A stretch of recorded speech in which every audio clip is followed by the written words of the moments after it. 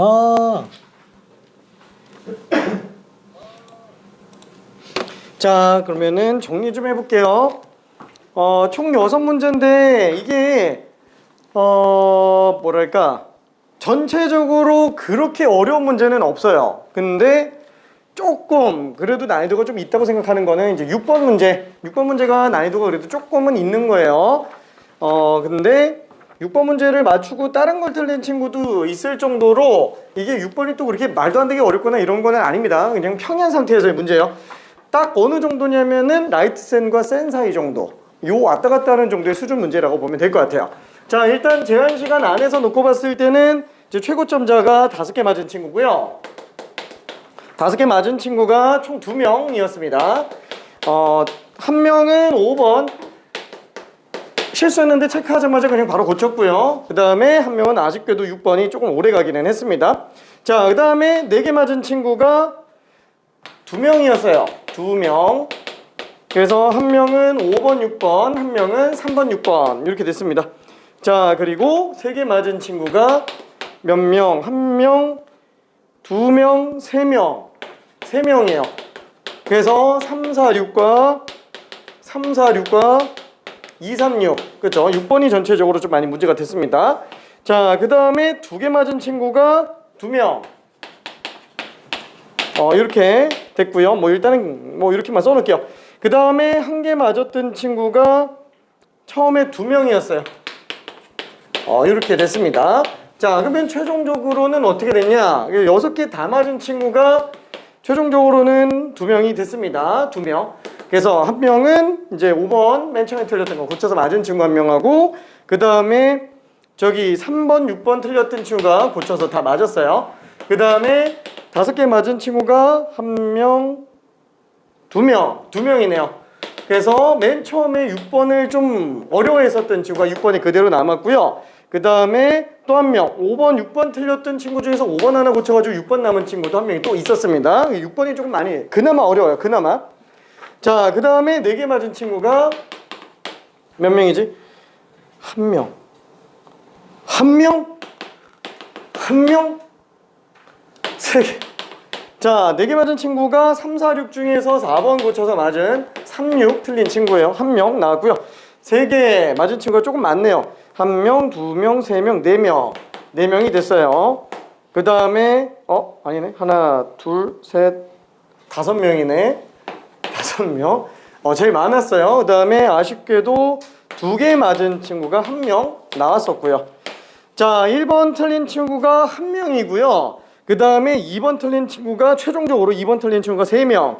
3번 틀린 친구가 하나, 둘, 셋, 넷, 다섯, 6명. 6명. 절반 이상을 틀렸습니다. 3번을. 그 다음에 4번 틀린 친구가 하나, 둘, 셋, 4명. 4명이고요. 5번은 다 맞았어요. 5번. 그죠? 이건 진짜 틀면 안 되지.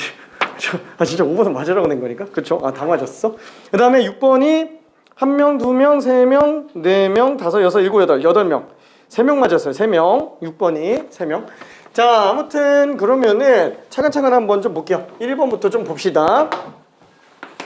후딱 할게요. 1번은 좀 간단하니까 금방 빨리 한번 정리해 봅시다. 자, 일단 정규분포 X가 평균 42, 표준 편차 4인 정규분포를 따라가고 있는데, 이게 솔직히 A값, 이거 솔직히 정규분포 그래프를 그려야 되나? 그렇죠. 어차피 표준화만 하면 돼요. 이 그래프가 없어도 사실 별 지장은 없어요. 그러니까 A가 얘기하는 게 뭐냐면 40부터 44까지잖아요. 40부터 44까지. 그렇죠. 요게 지금 A가 되는 건데, 그러면 A를 표준화시켜서 본다 그러면 어떻게 되냐? 표준화시켜서 보면은 평균에서 표준 편차 절반 뺀 거잖아요. 마이너스 0.5에서부터 0.5까지만 나온다라고 생각해 줄 수 있습니다.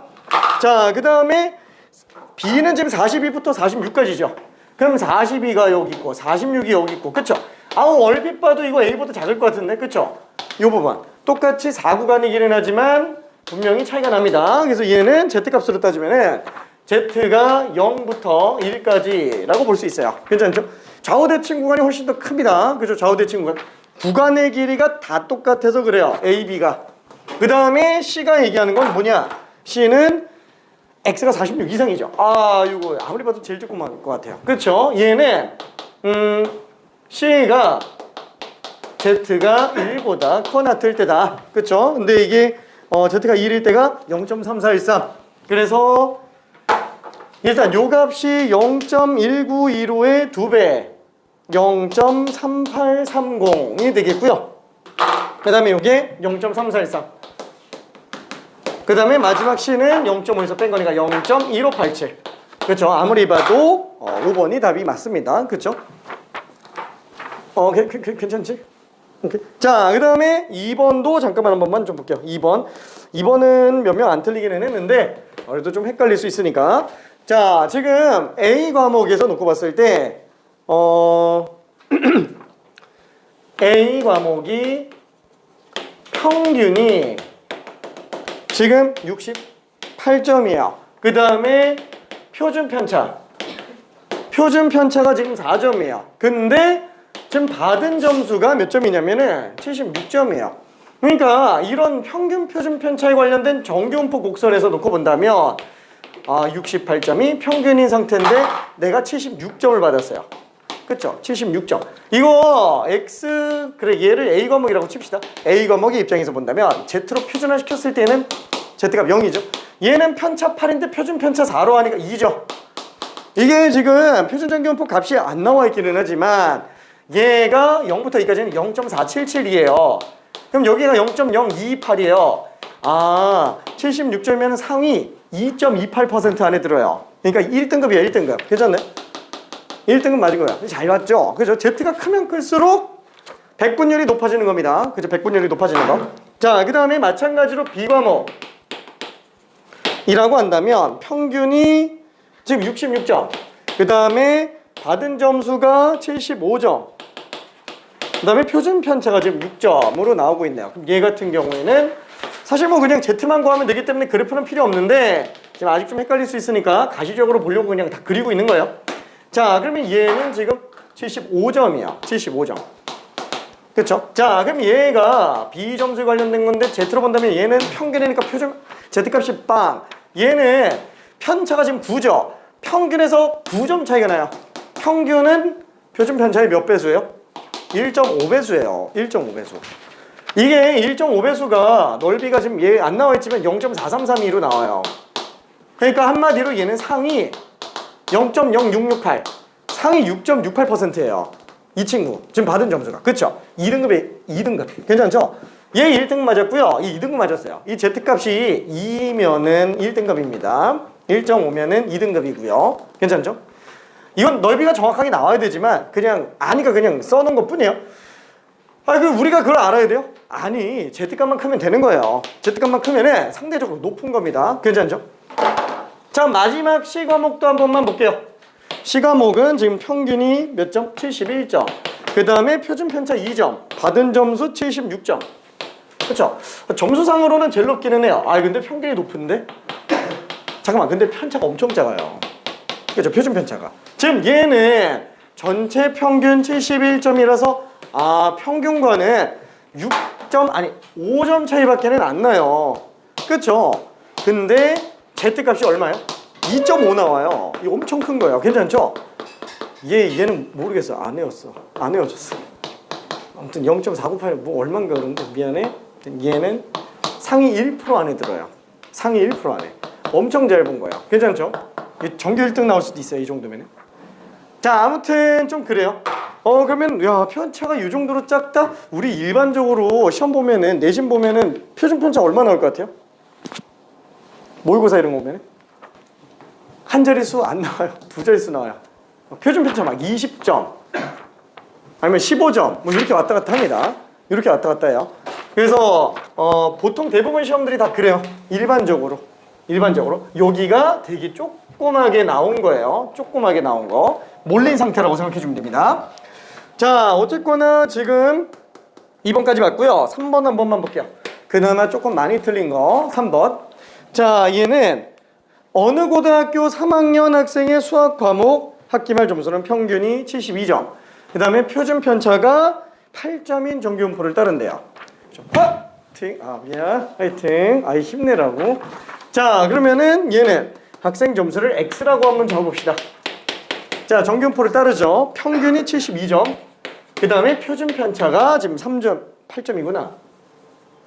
8점이에요. 자, 이 고등학교 3학년 학생 중에서 상위 4%가 1등을 받는다고 할 때 1등급 커트라인 점수는 몇 점이겠느냐라는 거예요.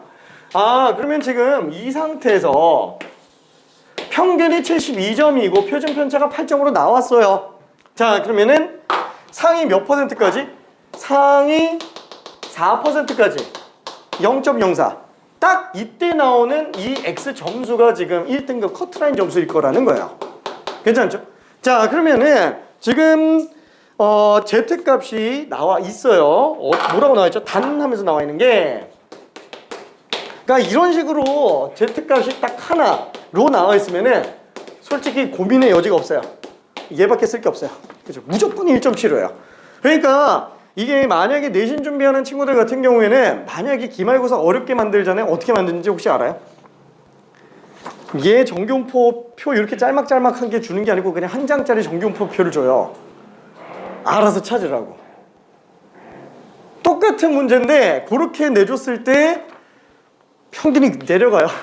진짜로 똑같은 문제인데 정규분포표 주면은 그냥 내려갑니다. 아니, 그러니까 이런 건 솔직히 딱 보면 어때요? 아니, 쓸 게 1.75밖에 없잖아요. 준 게 하나밖에 없는데. 그러니까 뭐 몰라도 그냥 1.75에다가 표준 편차 8 곱해서 한번 더 하면 되지 않을까? 그냥 이 생각 들지 않아요? 그렇죠? 틀릴 수가 없는 문제. 미안해. 틀릴 수가 없는 문제. 아무리 봐도 70에다가 1.75 곱하기 8이에요. 답은 그거예요. 그렇죠? 자, 근데 일단 한번 좀 봅시다. 0.64. 아, 지금 요 넓이가 0.64라는 얘기네요. 그렇죠? 요게. 그러니까 전체 오른쪽이 0.5인데 요게 지금 0.64가 요 넓이기 때문에 남는 얘가 0.04 맞잖아요. 그렇죠? 상위 4%. 아, 그러면 얘를 몰라. 몇 점인지 모르니까 그냥 뭐 K라고 한번 적어봅시다. 그냥 K라고 해볼게요. K가 커트라인 점수예요. 1컷. 자, 그러면 얘는 Z로 환산한다면 어떻게 해요? Z로 환산한다 그러면은 편차를 표준 편차로 나눈 거죠. 그렇죠? 그 값이 얼마로 나와야 된다고요? 이게 Z값이 1.75잖아요. 요거가 그냥 끝이라는 거예요. 괜찮죠? 아니, 그냥 쉽게 얘기해도 되죠. 어차피 Z값이라고 하는 거는 시그마 계수를 얘기합니다. 그렇죠? 시그마 계수를 얘기하는 거. 그러니까 다시 한번 요걸로 봐도 상관은 없다 그랬어요. 얘는 평균에서부터 표준 편차가 시그마 계수만큼, 괜찮죠? Z만큼 들어간다라고 봐도 됩니다. 괜찮죠? 오케이. 자, 그래서 뭘로 풀어도 상관없어요. 근데 만약에 내가 이걸 보고 싶다 그러면 이렇게 봐도 돼요. 아, 어차피 이게 상위 4%에 관련된 얘기잖아. 그러면 이걸로 이 Z값을 그냥 그대로 갖다가 이건 식이 좀 애매하기는 하다. 그냥 이대로 볼게요. 그냥 이대로. 자, 그래서 요거 계산해주면은 얼마 나와요? K값이 72 더하기 8 곱하기 1.75니까 얼마지? 이게? 8, 5, 40 8, 7, 56 14점. 아, 여기 지금 14점이네요. 그래서 지금 86점이 지금 1컷인 걸로 생각을 해볼 수 있어요. 자, 그러면은 실제 분포에서는 1컷이 86점인지 몰라요. 근데 이런 평균과 표준 편차를 따라가 있는 학생 수가 굉장히 많다 그러면은 진짜로 1컷은 얘랑 1점도 차이가 안 날 거예요. 진짜로. 그래서 정규분포 많이 쓰죠. 정규분포. 자, 근데 오차는 있습니다. 그쵸? 아무리 뭐 메가스터디, 이투스, 뭐 지학사 이런 데서 1컷 계산 정말로 열심히 해놨다 그래도 결국 뚜껑 열어보면은 조금씩 달라요. 그죠? 조금씩 다릅니다. 정확하진 않아요. 근데 얼추 비슷합니다. 딱 그 정도. 자, 어쨌거나 답은 86인 건 알겠고, 아, 괜찮아요? 그렇죠, 오케이. 자, 그러면 이제 4번도 잠깐만 좀 봅시다. 자, 4번은 어느 공장에서 생산하는 1kg 무게의 아령 한 개의 실제 무게는 평균이 1kg, 표준 편차가 16g인 정규분포를 따른다. 자, 다시 한번. X가 의미하는 게 뭐라고요? 아령 한 개 무게예요. 아령 한 개 무게. 그렇죠? 지금 여기 이렇게 의미를 자꾸 부여하게 될 텐데 지금 내가 왜 갑자기 안 쓰다가 쓰냐면 오늘 좀 이따가 통계적 추정 나가잖아요. 추정이 진짜 어려워요. 그게 값만 계산하는 건 별로 어렵지가 않은데 의미를 이해하면서 가는 게 되게 어려워요. 그래서 자꾸 이렇게 이름 붙이면서 좀 가는 걸 좀 하려고 합니다. 나중에는 계속 붙일 거예요. 통계식 추정 때는 헷갈리니까. 자, 그럼 이때 얘는 정규분포를 따르고 평균이 1kg, 그냥 1000g이라고 할게요. 왜냐면 표준 편차가 그램 단위로 돼 있다 보니까 16g이 지금 표준 편차로 돼 있죠. 그죠? 자, 그랬을 때 실제 무게가 1kg과 24g 이내로 차이가 나는 아령만 판매한다고 한다. 그럼 무슨 뜻이에요? 얘는 정규분포가 이런 식으로 나와 있기 때문에 얘는 솔직히 저기 900g도 나올 수 있어요. 1300g도 나올 수 있어요. 막 10kg짜리도 나올 수 있어요. 뭐 그렇게는 힘들겠지만, 그렇죠? 확률상 엄청 적겠지만. 근데 지금 우리가 원하는 건 뭐냐면은 문제에서 얘기하는 게 1kg과 24g 이내로 차이가 나는 아령만 판매한대요. 그럼 얘랑 24g 차이 나는 경우는 1024g. 그렇죠? 이거랑 24g 뺀 976g. 요 사이에 있는 것들만 판매한다라는 거예요. 요 넘어가는 건 안 판다는 얘기예요. 불량품이라고. 그렇죠? 자, 그러면은 이 넓이를 구해달라라는 게 답이겠죠. 그렇죠? 그래서 답은 아니지만 이걸 구하는 게 목적이겠죠. 자, 그럼 다시 한번. 얘는 뭐랄까, 아령 한 개의 무게가 976g 이상이면서 1024g 이하일 확률을 구해달라라는 거랑 똑같아요. 근데 우리는 뭐예요? 10,000개 중에서 실제로 생산했을 때 그러면 몇 개 팔겠느냐? 여기다 그냥 만만 곱하면 된다라는 거예요. 그렇죠? 여기다 만만.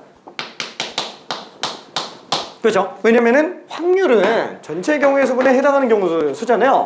이거는 우리가 확률일 뿐인 거지 실제로는 10,000개 중에서 몇 개가 나온지를 구하려면 곱해줘야 됩니다. 아니, 자꾸 똑같은 소리 하고 있네. 미안해. 자, 그러면 얘는 표준화 시켜서 한번 볼게요. 표준화. 그럼 평차에서 표준편차 빼니까 얘는 편차에서 표준편차 빼주면 되겠죠. 그렇죠? 마찬가지로 이쪽도 편차에서 표준편차를 빼주면 될 거예요. 자, 여기다 그냥 만만 곱해주면 답이에요. 그렇죠? 자, 그럼 얘는 뭐예요? 마이너스 24를 16으로 나눴죠? 그럼 얘는 마이너스 2분의 3이죠? 마이너스 1.5예요. 그쵸? 아, 얘는 지금 1.5구나. Z의 절대값이 1.5 이하일 확률이라고 생각해줘도 될 거예요. 자, 그러면은 Z값이 1.5랑 마이너스 1.5 사이면 여기 표준정규분포표에서 지금 나와 있는 1.5 있죠? 0.433이. 그 0.433이 2배 해주면 돼요. 0.433에다가 2배 해주고 거기다가 10,000배 해주면 되겠네요. 그렇죠? 아, 그래서 얘는 4332가 2개니까 8664개구나 라고 생각할 수 있습니다. 8664개. 자, 그 다음에 5번을 생략할게요. 자, 6번으로 가봅시다. 6번. 자, 이 문제가 그나마 조금 어려운 이유는 뭐냐? 그래, 차근차근 문제 한번 읽으면서 가볼게요. 자, 어느 공장에서 생산하는 과자 한 봉지의 내용량은 평균이 210g, 표준 편차가 5g인 정규분포를 따른다. 그렇죠? 자, 다시 한번 의미 부여하면은 과자 한 봉지 무게예요. 질소를 사면 과자를 드려요. 과자 한 봉지 무게. 갑자기 이상한 소리가. 자, 얘는 평균이 지금 얼마예요? 210이죠? 그 다음에 표준 편차는 지금 5g인 상태가 될 겁니다. 자, 그때 얘가 200g, 얘 이렇게 돼 있지만 실제로 겉 포장지에다가 기재하는 거는 200g이라고 쓴다라는 거예요. 왜냐면 과대 포장 때문에 하도 욕을 많이 먹어가지고 200g이 정량이라고 써놓고서는 210g을 평균으로 만들어서 내고 있는 거예요. 왜? 적으면은 또 혼날까봐. 그랬을 때 포장에 기재된 200g보다 실제 내용이 적은 경우에는 재포장 대상으로 분류한대요. 자, 무슨 말이냐면은 얘는 정규분포 210을 따라가는데 그 210 중에서 포장지에다가 지금 적은 숫자가 얼마냐면은 포장지에 적은 게 지금 200g이라는 거야. 그렇죠? 자, 그랬을 때 웬만하면은 다 넘겠죠? 200g 다 넘는데 그래도 안 넘는 게 있다라는 거예요. 그렇죠? 적은 확률로 안 넘는 게 있겠죠? 얘네들만 재포장한다라는 거예요. 이거 이대로 냈다간 욕먹는다. 이거 다시 뜯고 다시 포장해. 그러니까 이렇게 한다라는 거예요. 그래서 200g 넘어야지 판매한다라는 거. 자, 그러면은 이 공장에서 생산된 과자 2,500 봉지 중에서 재포장 봉지가 43봉지 이하의 확률을 구해달라. 그렇죠. 말이 조금 헷갈려서 좀 그렇습니다. 아, 그럼 얘는 넓이부터 한 번만 구해봅시다. 그러면은 x가 200 이하의 확률을 일단 구해줘 볼게요. 그렇죠. 자, 그러면은 이하일 확률이 표준화 시켜서 놓고 오면은 편차는 200에서 결량에서 평균 뺀 거, 그 다음에 표준 편차로 나눈 거니까 얘는 z값이 마이너스 2보다 작을 확률이에요. 괜찮죠? 자, 그러면은 z가 2일 때가 지금 0.48이죠. 요게 0.48이니까 얘 얼마예요? 0.0이겠죠?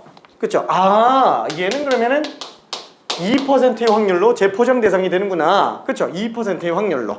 그러니까 100개 생산하면은 2개는 욕먹을 것 같은 거예요. 약간 좀 그 정도 상태. 그죠? 100개 만들면은 2개. 자, 문제는 이거예요. 그랬을 때 이게 2500봉지를 임의로 선택할 때 재포장 대상이 43봉지 이하일 확률을 구해라. 이걸 어떻게 구해야 되지? 라고 생각되는 경우가 조금 있죠. 자, 근데 생각해봐요. 우리가 자, 지금 이 확률은 뭐예요? 재포장 대상이 될 확률이 2%죠. 재포장 대상이 될 확률이. 그러면은 공장에서 찍어낼 때마다 재포장 대상일 확률이 2%로 어때요? 계속 일정해요. 매번 성공 확률이 일정한 확률 분포를 우린 뭐라 그래요? 그죠? 이항분포라 그러죠? 이항분포예요. 자, 무슨 뜻이냐면은 지금 얘가 뭐냐면은 좀 더 끌고 와볼게요. 새로운 확률 변수를 잡았을 때 얘는 재포장 대상 봉지 개수예요. 재포장 대상 개수. 걔가 매번 시행할 때마다 2% 확률로 재포장 대상의 확률이 발생한다라는 거예요. 괜찮죠? 걔는 다시 한번 일정한 확률 독립시행의 확률 분포 시행횟수 2500번에 재포장 대상의 확률이 0.2라는 거예요. BMP 따라간다라는 거예요. 괜찮죠? 그러니까 요걸 캐치하는 게 되게 중요해요. 이거 내신에서 그냥 무조건 나옵니다. 내신 준비하는 친구들은 그냥 무조건 나와요. 이항분포랑 정경포 계속 왔다 갔다 하는 거 있잖아요. 안 나올 수가 없어요. 진짜로. 정경포가 얼마나 중요한데. 이항분포, 정경포 둘 다 중요하잖아요. 무조건 나와요. 나는 수능만 준비하는데 그럼 수능은 안 나오나? 미안해, 안 나와. 왜 안 나올까요? 얘보다 중요한 게 너무 많아요. 얘는 거기까지는 안 들어가요. 탑 A세에 못 들어갑니다. 이거는 탑 A세에는 못 들어가요. 그러니까 이거 이항분포랑 정경포 섞어서 이렇게 나오는 문제가 중요도로 따지면 한 탑 상위 한 22? 한 이 정도 들어갈 것 같아. 그러니까 준결승에는 올라가는데 결승까지 못 올라가요. 얘가. 그러니까 수능에 나오기는 좀 힘들어요. 그러니까 중요도가 높은 건 맞는데 그 정도는 아니라는 거예요. 그렇죠? 그래서 근데 그래도 이거 무시하면 안 되죠. 수능 준비하는 친구들도 당연히 해야 돼요. 왜? 여지까지 중요도가 낮아서 안 나왔을 뿐이지 올해 출제하는 수능 출제위원은 야 이걸 왜 빼고 있어 이 중요한 걸 이러면서 낼 수도 있다라는 거예요. 그럼 모르는 거예요. 아무리 평가원에서 얘는 내세요 이건 안 내세요 얘 말 못해요. 이 교수들 자기 주관이 있기 때문에 그냥 이건 내야지 함수가령 내면 할 말 없어요. 진짜로. 그러니까 무조건 마스터해내야 됩니다. 내신은 당연히 마스터해야 돼요. 왜? 객관식 13번 문제로 나올 거니까. 그죠? 내신 준비하는 친구들은 당연히 마스터해야 됩니다. 진짜로. 자, 그러면은 요거 이제 마저 들어가야 되는데 최종적으로 결론은 뭐예요? 재포장 대상으로 분류되는 과자가 43봉지 이하일 확률. 얘는 재포장 대상 봉지잖아요. 그 재포장 대상 개수가 43봉지 이하가 될 확률을 구해달라라고 얘기하는 거죠. 이 말로 떠들어 있는 거를 수식으로 바꿔낼 수 있어야 돼요. 자, 그러면 이때 얘는 잠깐만. 이거 다 돼야 되나? 이 양분 보니까. 그죠? 잠깐만, 이거 원래 어떻게 해야 돼요? 이렇게 돼 있으면 이거 표 나오죠? 그러면 Y 포장상자 1개, 2개, 43개. 뭐 저기 한참 가면은 2500개 이렇게 나와 있는데 43봉지 이하라면 이거 43개 다 더하면 되겠다. 그죠? 말도 안 되죠? 그죠? 당장 이게 재포장 대상 개수가 빵개일 확률 자체가 2500 콤비네이션 빵, 그 다음에 0.2의 빵 제곱, 0.8에 2500제곱이에요. 이거 하나만 계산해도 이거예요. 이 계산기 없이 이걸 계산한다? 그죠? 한 일주일 걸리겠죠? 근데 그런 걸 44개를 다 일일이 계산해서도 말도 안 된다라는 거예요. 그렇죠? 그럼 당연히 어떻게 해요? 이 말도 안 되는 거를 비효율적이지만 정확한 거를 갖다가 효율적이지만 빠른 걸로, 부정확하지만 효율적이고 빠른 걸로, 뭘로? 정교분포로 돌려 들어가겠다라는 거예요. 괜찮죠? 이 정도면 시행횟수가 충분히 많잖아. 그러면은 정교분포 따르겠지 뭐. 평균 얼마예요? 500개죠? 잠깐만, 이 500개? 0.0이야? 미안해. 0.0이네. 0.0이? 그러면은 평균적으로 50개가 재포장 대상으로 나오겠고, 자, 그러면은 분산은 어떻게 돼요? 여기다가 100분의 2, 100분의 98, 50분의 49, 7의 제곱이죠? 괜찮네? MPQ니까 괜찮네? 다시 한번 이거 좀 써놓을게요. 이렇게 들어가는 건 아니라는 거고, 다시 한번 평균, Y의 평균이 지금 NP, 그러니까 2500 곱하기 0.02니까 얘는 지금 50으로 등장하는 거고, 분산은 NPQ죠? 그렇죠? NPQ. 그래서 평균 50에다가 Q만 곱하면 되잖아요. 100분의 98. 그렇죠? 그럼 50 곱하기 50분의 49. 그러니까 49. 7제곱. 그렇죠? 그래서 얘는 이렇게 되겠네요. 왜 굳이 43으로 줬는지 알겠죠? 그렇죠? 이런 정규분포 안에서 놓고 봤을 때 43이 아니다. 평균이 50인데 43개 이하의 확률을 구해달라라는 얘기라는 거예요. 그렇죠? Y 입장에서 봤을 때. 그러니까 얘를 표준화시켜서 본다 그러면은 또 편차를 표준 편차로 나눠주니까 얘는 Z값이 마이너스 1보다 작거나 같을 확률. 괜찮죠? 자, 그럼 이때 얘가 0.3413이죠? 0.34로 쓰라 그랬네. 그렇죠? 어차피 Z가 1일 때 값이 0.34기 때문에 요 넓이는 얼마? 0.16. 지금 이 공장 기계에서 2500봉지를 생산한다면 43봉지 이하만 문제가 될 가능성이 16%라는 거예요. 괜찮죠? 그래서 이거 되게 중요하니까 꼭 연습해야 됩니다. 다시 한번 정규분포로씩 시작해서 이거 정리해야 돼요. 진짜로 정규분포로 시작해서 나오는 그 확률이 뭐예요? 이항분포의 성공 확률이라는 거예요. 그렇죠? 그래서 이항분포의 성공 확률을 정규분포로 뽑아냈는데 그게 또 시행횟수가 너무 많아서 정규화시켜서 문제 푼다라는 얘기예요. 그렇죠? 너무 많아서 되게 웃기죠? 정규분포로 시작해서 이항분포 갔다가 또 정규분포 가서 마무리 정리하는 거 왔다 갔다 합니다. 진짜로. 자, 그러면은 저기 지난번에 다 나갔죠? 이거 끝까지 다 나갔지? 아닌가? 다 나갔던 것 같은데. 다 나갔지? 그렇죠. 스텝 3는 우리가 스텝 2까지 나갔었는데 스텝 3는 그냥 숙제는 아니고 조금 여유 있을 때 어차피 우리가 칠판 수업 다 끝나고 나면 개별적으로 또 정리하면서 문제 풉니다. 개별 맞춤으로 들어갈 거예요. 그때는 이제 질문하면서 갈 거예요. 잠깐 미안해. 뽑아놓은 게 저쪽에 있어가지고.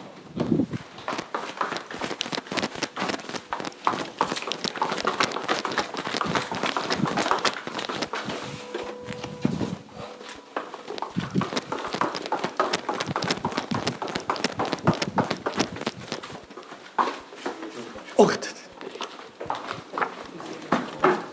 8.0의 양도 맞다. 자, 미안해. 이것도 디자인을 못 해놔서. 아이고야. 아이고, 별로 그렇게. 됐다. 아이고야. 윤성아 화이팅. 동아 화이팅. 자, 우리도 화이팅.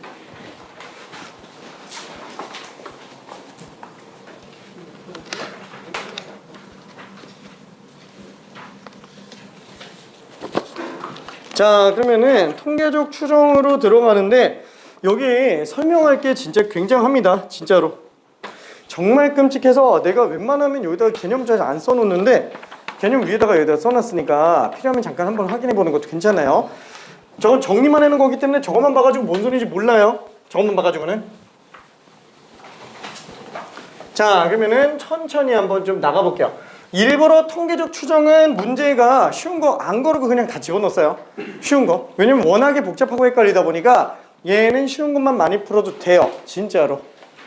자, 일단은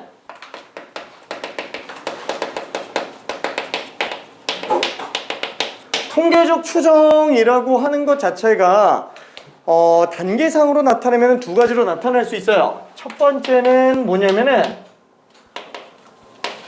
모집단과 표본 집단 간의 관계예요. 글씨는 뭐 그냥 그러려니 해줘. 미안. 자, 그 다음에 두 번째가 뭐냐면 메인이죠. 모평균의 추정. 그죠? 모평균의 추정. 모평균을 왜 추정하는 거예요? 너무 비용과 시간 손실이 많아서. 예를 들면 그런 거 있잖아요. 우리가 전국에 있는 모든 국민들한테 TV 시청률을 조사한다고 쳐볼게요. 아니, TV 시청률 조사하겠다고 5천만 명을 다 조사해요? 돈 되게 많이 들죠? 진짜로. 비용과 시간이 엄청 들어요. 막 전화만 걸어도 5천만 명한테 다 건다? 안 받는 사람도 다 쫓아다니면서 물어본다? 할 필요가 없겠죠. 지금 국민 투표도 지금 막 100%가 안 나오는데. 그렇죠? 자, 어쨌거나 되게 빡세요. 그러니까 당연히 어때요? 일부만 뽑아서 조사하는 거예요. 그래 놓고 대충 전체적으로는 평균 시청률이 요 정도 나오겠구나 라면서 이제 추정에 들어가는 거. 그게 모평균 추정의 핵심입니다. 괜찮죠? 당연히 뭐가 시작돼줘야 돼요? 조사라는 개념이 들어가줘야 돼요. 다시 한번 통계적 추정을 들어가려면 일단 1차적으로 구분해줘야 될 게 이거예요. 전부 다 조사할 거냐? 아니면은 일부만 조사할 거냐? 전부 다 조사하는 걸 전수조사라고 얘기해요. 그죠? 전부 다 조사하는 거를. 그 다음에 일부만 조사하는 거를 표본을 뽑아서 조사한다 그래서 표본조사라고 얘기를 합니다. 자, 그러면은 우리가 전수조사는 언제 하고 표본조사는 언제 하는지 솔직히 이런 거 보면 대충 얘는 뭐 표본조사 할 것 같기는 한데 전수조사 하지는 않을 거잖아요. 그렇죠? 근데 어떨 때는 전수조사고 어떨 땐 표본조사인지 좀 궁금할 때가 있어요. 그래서 표본조사랑 전수조사 구분만 좀 해볼게요. 자, 기본적으로 무슨 생각을 해주면 되냐면은 우리가 조사할 때는 기본적으로 전수조사예요. 그냥 다 조사하는 거예요. 진짜로 다 조사하는 겁니다. 그러면 언제 표본조사하는지만 생각해주면 되는데 표본조사하는 경우는 요거예요. 첫 번째, 비용과 시간이 너무 많이 들어가요. 근데 너무 많이 들어가면서 중요도는 낮은 거. 그렇게 중요한 건 아닌 거. 돈과 시간은 많이 드는데 중요도가 그렇게 높지 않은 거. 그러면은 잠깐만, 비용과 시간이 많이 들어가도 중요도가 높은 건 그럼 다 해야 돼요? 다 해야 돼요. 그렇죠? 우리가 대통령 선거 같은 거 할 때는 무조건 전수조사입니다. 괜찮죠? 한 명도 오차가 나오면 안 돼요. 안 하면 안 했지 잘못 조사하면 안 됩니다. 그래서 정확하게 들어가야 되고요. 그러면은 방금 이것처럼 TV 시청률 아니면은 뭐 모의고사 봤을 때 뭐 사전 커트라인, 그렇죠? 뭐 평가원에서 했는데 대충 나오면 안 되잖아요. 그런 거 정확하게 해야 되는데 우리가 뭐 사전에 뭐 이투스라든가 이렇게 나오는 커트라인들이 있죠. 이런 거는 뭐 정확할 필요는 없죠. 빨리 나오는 게 중요한 거니까.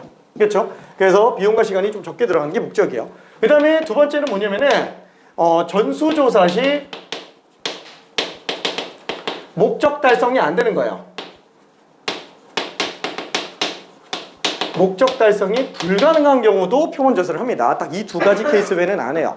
아니 저게 무슨 소리야 이렇게 생각할 수도 있는데 간단하게 얘기하면 이거예요. 내가 만약에 자동차 생산을 했어. 자동차를 판매하려고 자동차 공장을 만들었어요. 자동차 공장을 만들어서 이제 자동차를 팔려고 하니까 갑자기 시청에서 직원이 오더니 그래요. 이거 안전도 검사는 했냐고. 시속 100km로 그냥 벽에 부딪혀 봤을 때 얼마나 망가지는지에 대한 그거를 검사해서 제출하라고 얘기를 해요. 그래서 검사하려니까 해야지. 그래서 내가 차를 한 10,000대를 만들었는데 10,000대를 갖다가 다 붙이셨어요. 팔 수 있어요? 못 팔지. 다 망가지니까. 그쵸? 그래서 10,000대를 다 부딪혀갖고 이제 통과했더니 시청 직원이 한 말이 그걸 뭘 다 하냐. 10개만 해서 내. 이렇게 얘기를 하는 거야. 몇 개만 해도 상관이 없게끔 다 인정한다라는 거야. 왜? 못 파니까. 그쵸? 그래서 일부 표본만 조사해서 평가치를 가지고 인허가를 받게 만듭니다. 딱 그 두 가지 케이스 외에는 무조건 다 전수조사예요. 표본조사를 하는 게 신기한 거예요. 표본조사를 하는 게. 괜찮죠? 뭐 예를 들면은 요런 거 중에서 많이 페이크로 들어가는 게 뭐냐면은 대선의 출구조사. 이게 출구조사가 무슨 말인지 좀 헷갈려가지고 긴가민가 하는 게 있는데, 이 대선이니까 대통령 선거니까 이게 무조건 중요할 것 같다는 생각이 드는데, 출구조사는 말 그대로 투표 찍고 나온 사람들 출구에서 물어보는 거예요. 인터뷰하는 거예요. 몇 번 찍으셨어요? 이렇게. 그러면은 솔직히 비밀 선거인데 뭐 얘기를 제대로 하는 사람도 있지만 거짓말하는 사람도 있죠. 막 뭐 예를 들어서 뭐 내가 5번을 찍었는데 3번 찍었어요. 이렇게 나올 수도 있잖아요. 그럼 모르는 거지 뭐. 그렇죠? 그러니까 정확도가 그렇게 필요하진 않아요. 그리고 출구에서 모든 사람 다 물어보는 것도 아니고 진짜 뭐 한 30분 정도 물어보고 막 이런 식으로 그냥 처리하고 가니까 얘는 중요도가 그렇게 높은 건 아닙니다. 이런 것들은 다 표본조사로 빠져요. 자, 그래서 조사에 관련된 거를 일단 봤어요. 자, 오늘은 어디까지 볼 거냐면은 이 조사를 가지고 모집단과 표본집단의 관계, 요거까지 나갈 거예요. 요거 하면은 거의 80%가 끝나요. 그 다음에 나머지 이거는 아마 목요일날 끝날 가능성이 좀 큽니다. 자, 그러면은 뭐 가서 보면은 여기까지 갈 수도 있겠지만 이게 워낙에 말이 좀 길고 그래요. 외우면 간단해요. 외우면 할 게 없으니까. 별거 없어요. 진짜로. 할 게. 그렇지만 그 이유가 중요합니다. 자, 일단 예를 들어서 한번 좀 볼게요. 자, 우리가 전체 집단 안에 이름을 뭐라 그러냐? 엄마 집단에서 그냥 모집단이라고 얘기를 하죠. 이 전체 집단 안에서 우리가 조사를 하려고 해요. 예를 들면은 전국 50만 수험생의 뭐 6월 모의고사 평균에 관련된 걸 좀 추정해 보고 싶다. 그죠? 뭐 평가리면은 다 조사해야 되죠. 시험지 다 걷어가지고 제가 점수 다 걷어서. 근데 내가 뭐 이투스예요. 그러면은 거기서 커트라인 조사를 빨리 하려고 해. 일부 표본만 뽑아서 조사를 합니다. 그렇죠? 일부만 뽑아서 조사합니다. 이때 일부를 뽑을 때 몇 명을 뽑는지가 중요해요. 그렇죠? 뭐 300명만 뽑을 수도 있고 아니면 뭐 100명만 뽑을 수도 있고. 그렇죠? 그렇게 뽑는 인원수를 N명이라고 한번 해볼게요. 이 N명을 뭐라고 부르냐? 얘를 표본의 크기라고 얘기합니다. 그죠? 표본의 크기. 표본 안에 들어가는 별량의 개수라고 생각해주면 돼요. 그 표본의 크기라고 얘기하죠. 자, 그 다음에 이때 N명을 뽑을 때는 어떻게 되냐? 임의 추출로 들어가줘야 돼요. 자, 임의 추출이라고 하는 거는 뭐냐면은 랜덤하게 추출한다라는 거야. 무작위로 뽑는다라는 거야. 예를 들면은 내가 300명만 뽑아서 전체 평균을 조사하려고 하는데 저기 각 지역의 전교 1등들만 뽑아놔가지고 300명 뽑았더니 수학 평균이 96점이 나왔어요. 그럼 전국 평균이 96점이다 이렇게 말을 할 수는 없겠죠? 그죠? 근데 또 뽑았는데 전국 각지에서 이제 전교 꼴찌들만 어쩌다 보니까 모아놨어. 평균이 20점이 나왔어. 그럼 전국 평균이 20점이다 이렇게 말을 하는 것도 말이 안 된다라는 거예요. 그러니까 어느 정도 랜덤하게 뽑아야 돼요. 적절히 뽑았다 그러면은 랜덤하게 뽑았다 그러면은 얼추 평균이 막 60점 정도 이렇게 나올 수 있을 거다라는 얘기입니다. 괜찮죠? 자, 그러면은 이때 랜덤하게 뽑는데 자, 요거를 여기서 요거 하나만 좀 생각해 볼게요. 이 임의 추출을 잘 봐줘야 되는데 랜덤하게 추출하니까 그래, 종류를 한 번만 좀 놓고 볼게요. 우리 경우의 수 했었죠? 경우의 수에서 몇 가지 뽑는 방식이 나와요? 총 4가지 나옵니다. 순서가 있고 없고, 그 다음에 중복을 허용하고 안 하고. 자, 퍼미테이션, 컨비네이션, 파이, 호모지니어스 이렇게 4개 나오죠? 순혈조합, 중복순혈, 중복조합. 마찬가지예요. 추출 방식이 4종류라는 거예요. 괜찮죠? 추출 방식이. 퍼미테이션은 뭐냐? 약간 이런 거야. 우리가 당첨이 2개 있고 꽝이 뭐 8개 있다. 그럼 내가 퍼미테이션으로 간다라는 거는 순서대로 2개 뽑는 거예요. 순서대로 2개 뽑는 거. 그렇죠? 그러면 첫 번째 뽑을 때 당첨 대비가 나올 확률이 10분의 2가 될 거야. 그렇죠? 그럼 두 번째도 당첨 대비가 나올 확률은 1개 남잖아요. 9분의 1로 나와요. 괜찮나요? 자, 그게 퍼미테이션이에요. 얘는 중복을 허용을 안 합니다.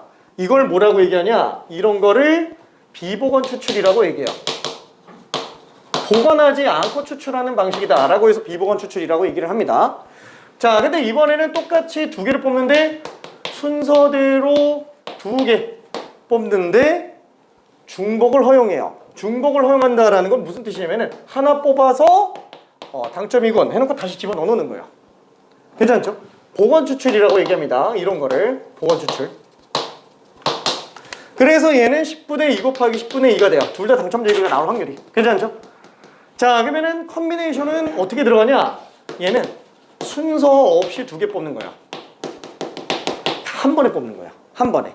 그러니까 얘는 10C2 중에서 2C 이렇게 들어가는 게 되겠죠. 괜찮죠?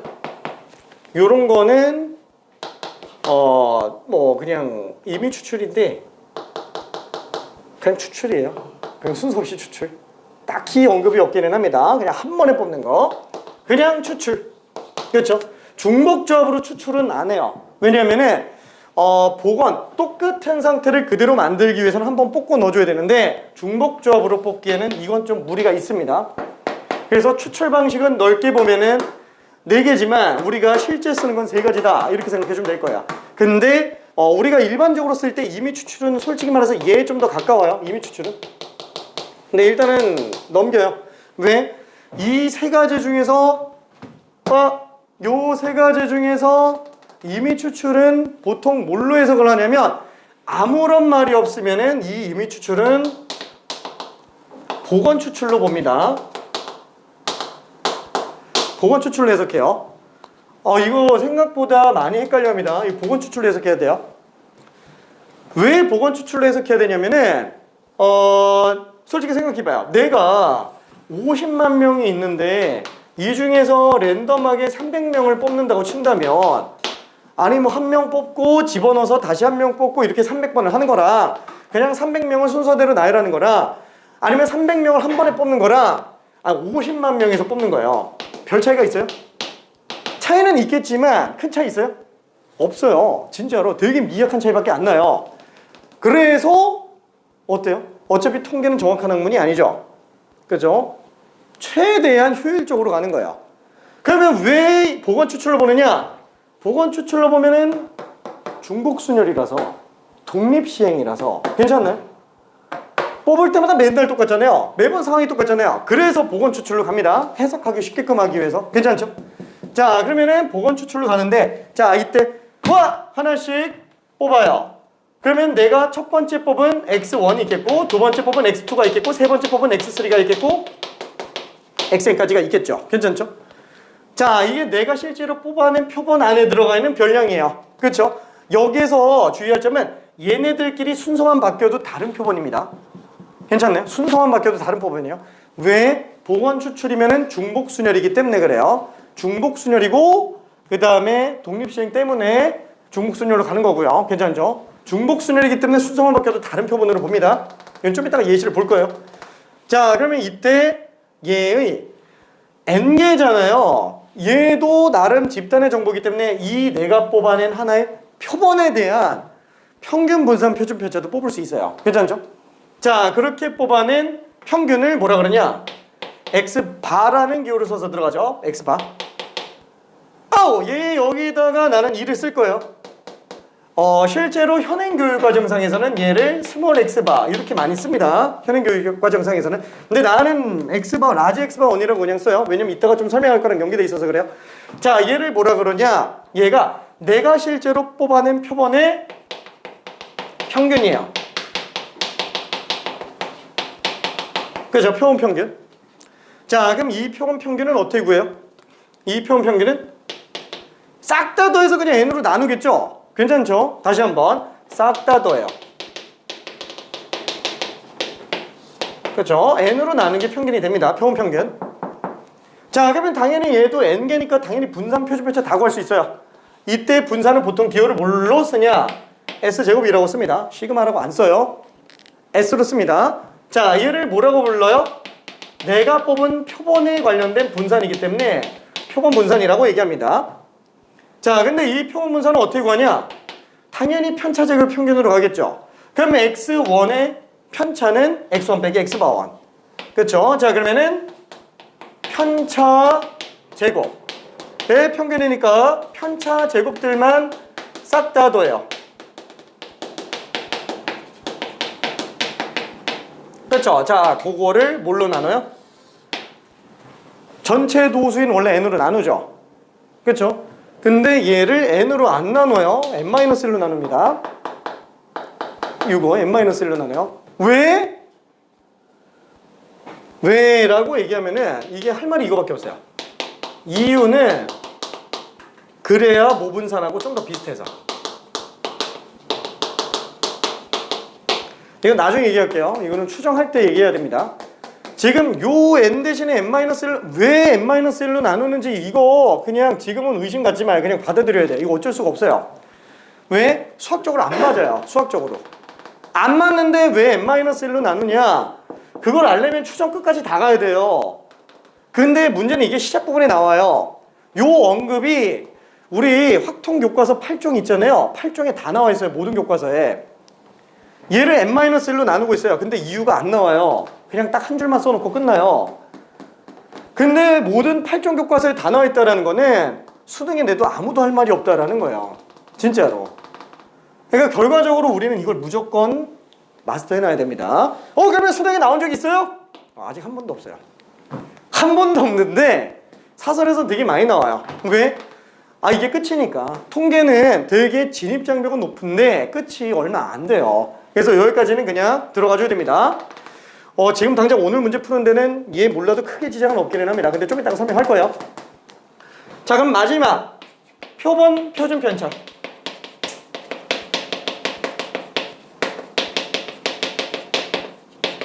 얘는 그냥 루트 씌운 거죠. 이건 뭐 할 게 없어요. 얘는.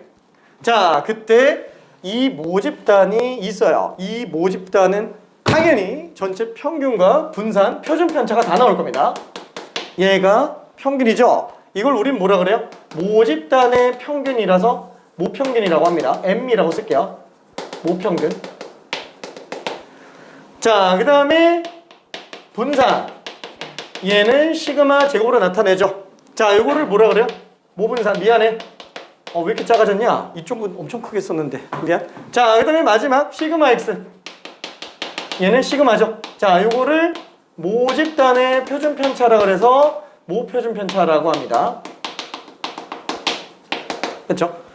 자, 이거 조사하는 게 되게 힘들어요. 진짜로. 개체수가 엄청 많다 그러면은 50만 명 다 조사해야 되는 거니까. 괜찮죠? 자, 근데 여기에서 또 뻗어나가는 게 있어요. 뭐야, 뭘 또 해? 뭘 또 하냐면은 표본의 키가 n개짜리인 표본 집단이에요. 참고로 표본 집단이라는 용어는 현행 교육과정상에서 나오고 있는 용어가 아니에요. 진짜로 이거 놓치면 진짜 아예 뒤에 하나도 몰라요. 진짜로 되게 어려워요. 진짜로. 내가 왜 천천히 꼼꼼하게 다 설명하는지를 알아야 돼요. 진짜로. 하나도 놓치면 뒤에 가서 진짜 뭔 소리 하고 있는 거지 이 얘기 분명히 나올 거라서 그래서 천천히 설명하고 있는 거예요. 괜찮죠? 화이팅! 화이팅! 자, 그러면 표본 집단. 이 표본 집단은 뭐냐? 표본하고 얘는 지금 표본이잖아요. 그죠? 내가 실제로 뽑는 표본. 얘는 표본 집단. 표본과 표본 집단의 차이는 뭐냐면 표본 집단이 이거예요. 내가 예를 들어서 300명 뽑았잖아요. 실제 모집단에서 300명으로 뽑을 수 있는 모든 표본들이 다 들어가 있는 집단이에요. 교육과정상에서 나와 있는 용어가 아니에요. 자, 지금 여기서부터는 조금 어려우니까 요거는 예시를 좀 들어서 보충 설명 좀 할게요. 자, 그러면은 참고로 이 모든 관계는 모집단의 개체수가 많건 적건 상관없이 항상 성립합니다. 그래서 많으면 어려우니까 일부러 적은 거 가지고 좀 볼게요. 자, 뭐냐면은 일단 모집단이 몇 개 안 돼요. 딱 모집단이라는 주머니 안에 2번 공, 4번 공, 6번 공 3개밖에 없어요. 모집단에 3개밖에 없는 상태로 봅시다. 보통은 엄청 많아요. 보통은 진짜로. 그죠? 자, 그러면은 요 2, 4, 6밖에 없는 상태에서 나는 표본의 크기가 2짜리인 걸로 이미 추출을 했다라고 한번 쳐볼게요. 이미 추출을 했다. 그러면 당연히 2개를 뽑는데 다시 한번 별말 없으면 보건 추출이에요. 중복순열이란 얘기예요. 괜찮죠? 그러면 맨 처음에 나온 공이 2, 4, 6 중에 하나. 그냥 뭐 2번 나왔다고 칠게요. 그 다음에 두 번째 나오는 공이 뭐 4번 나왔다고 칠게요. 2, 4 이렇게 2개 나온 거예요. 그죠? 하나 뽑고 확인하고 또 하나 뽑고 이렇게 해서 2개 뽑은 겁니다. 자, 그러면 내가 뽑아낸 이 2개의 표본의 크기에 관련된 표본 평균 얘는 얼마예요? 둘 더해서 2로 나누죠? 3이에요. 괜찮나요? 자, 다시 한번 2 더하기 4를 2로 나눈 거예요. 자, 그럼 이걸로 표본 분산을 구한다. 표본 분산은 어떻게 구해요? 편차 제곱의 합을 전체 노수로 나누는 거야. 편차 제곱의 평균이잖아요. 괜찮죠? 자, 얘에서 별량의 평균 뺀 거 제곱. 합친 다음에 몇으로 나눈다고요? 두 개니까 2?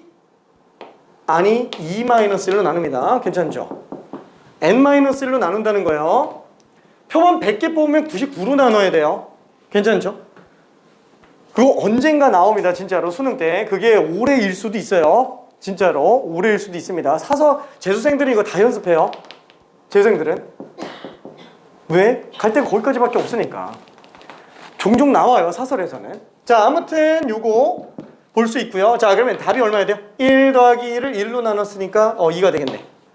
아, 그러면은 표본 표준 편차는 루트 2예요. 자, 이건 뭐 그냥 그렇다고 칩시다. 지금 얘가 메인이 아니에요. 요거 보려고 하는 게 아니에요.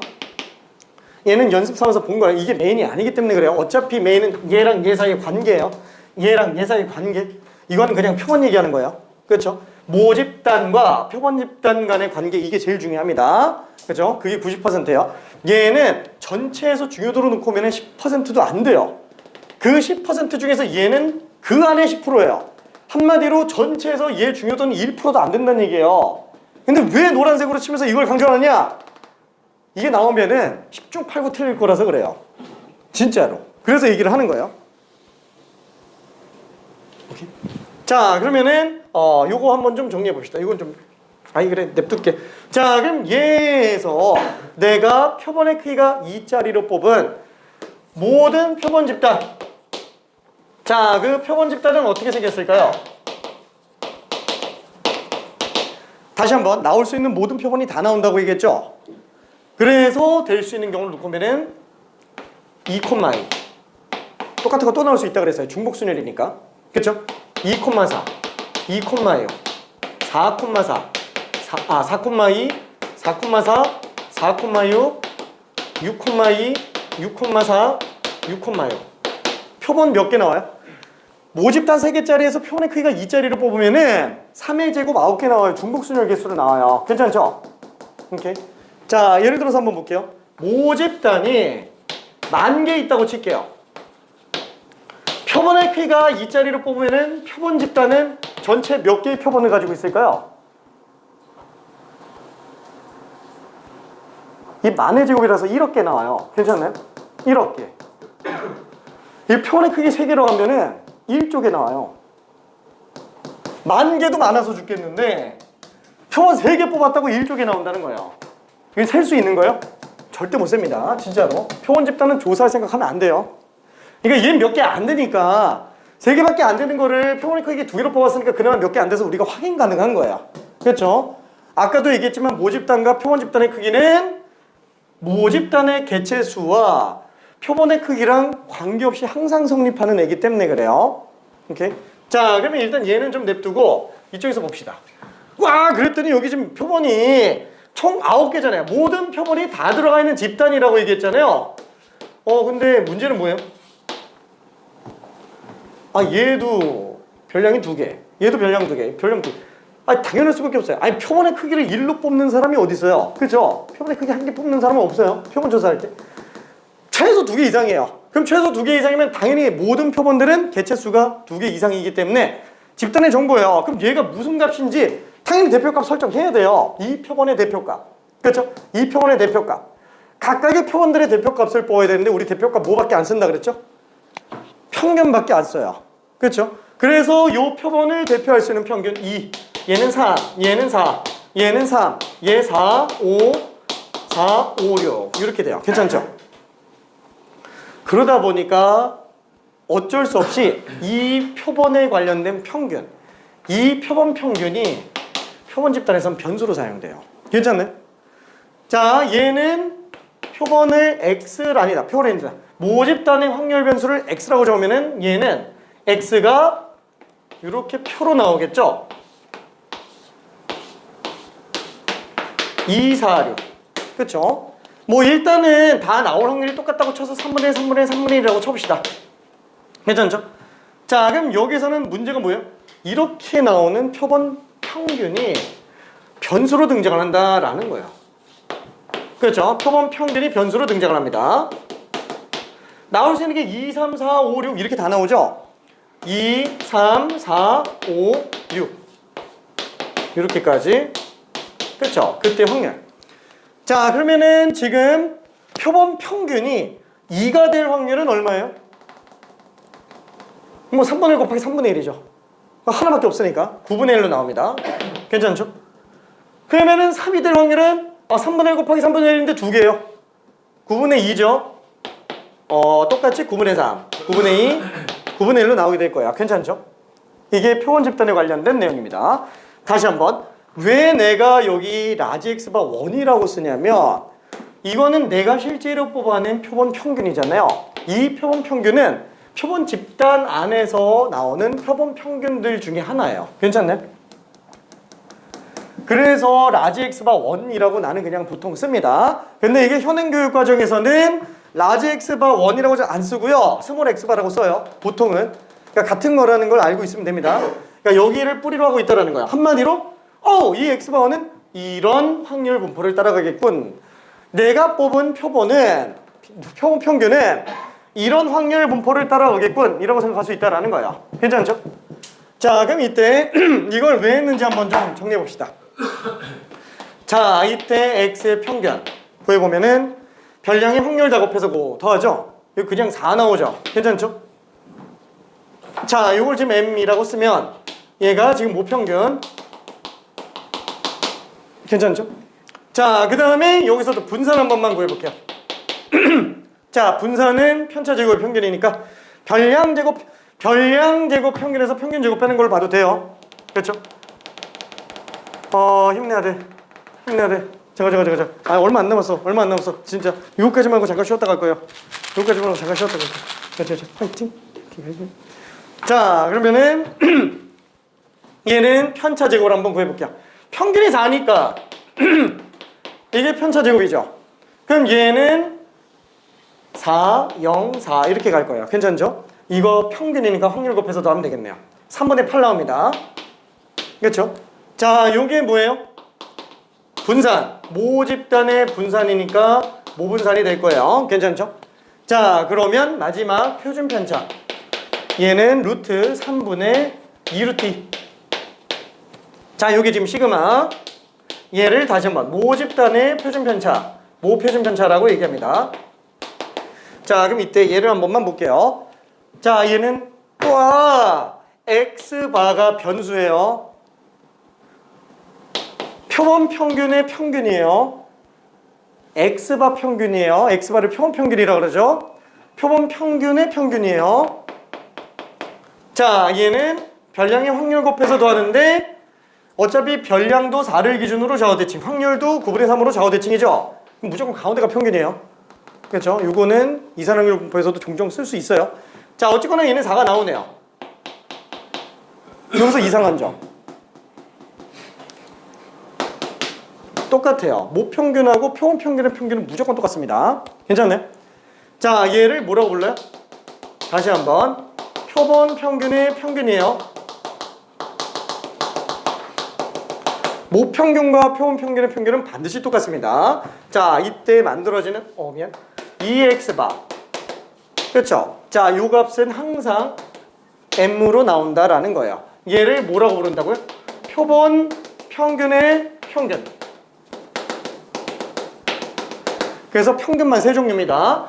모평균, 표본평균, 표본평균의 평균. 그렇죠? 뭐 우리 처음 하는 사람은 없기 때문에 보기는 했어요. 한 번씩은. 근데 어때요? 헷갈립니다. 그렇죠? 이 정확하게 알아야 돼요. 진짜로. 한 번만.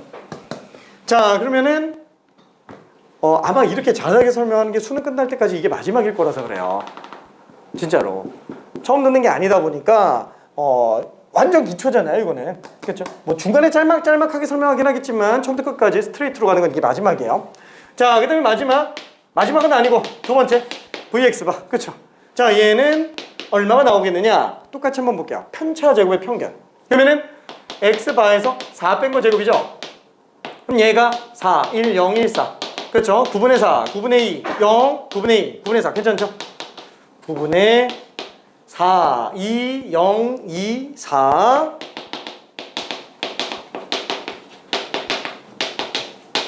3분의 4로 나옵니다. 괜찮죠? 여기서 이상한 점 3분의 8인데 3분의 4네. 왜 2배 차이가 나지? 왜 2배 차이가 나지? 표본의 크기가 2라서 그래요. 얘는 n분의 시그마 제곱으로 나옵니다. 뭐야 이건 그냥 맞아떨어진 거 아니야? 이렇게 얘기할 수도 있어요. 미안, 어쩔 수가 없어요. 이 고등과정으로 증명이 안 됩니다. 몇 개 더 해보잖아요. 계속 똑같아요. 이거 표본의 크기 3으로 뽑잖아요. 딱 3으로 나눈 값 나옵니다. 진짜로 그래요. 진짜로. 그 증명은 대학과정에 있어요. 궁금한 사람은 저기 통계학과. 근데 별로 그렇게 중요하진 않아요. 그래서 사실 약식 증명이 하나 있기는 한데 그 약식 증명을 8종 교과서 중에서도 한종 교과서는 그거를 영양계리기 같은 데다가 넣어놓기도 해요. 근데 아무도 안 봐요. 진짜로. 뭔 소리인지 헷갈려가지고. 그래서 미안해. 거기까지 설명하는 건 좀 오버한 것 같고 예시만 그냥 들고 갑시다. 나머지 7종 모든 8종 교과서가 예시를 들어서 그냥 퉁치고 넘어갑니다. 자, 그 다음에 마지막 얘를 뭐라 그래요? 얘를 x바의 분산이니까 x바가 표본 평균이잖아요. 이걸 표본 평균의 분산이라고 얘기를 하죠. 그래서 표본 평균의 분산. 자, 그 다음에 마지막 표준 편차. 자, 얘는 당연히 이거 루트 씌운 거기 때문에 루트 3분의 2가 될 거예요. 자, 얘는 뭐요? 이거 루트 씌운 거기 때문에 루트 n분의 시그마로 나옵니다.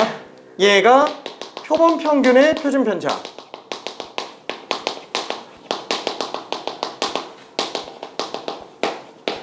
그 말도 많죠. 그쵸? 자, 다시 한번 이거를 여기다가 써볼게요.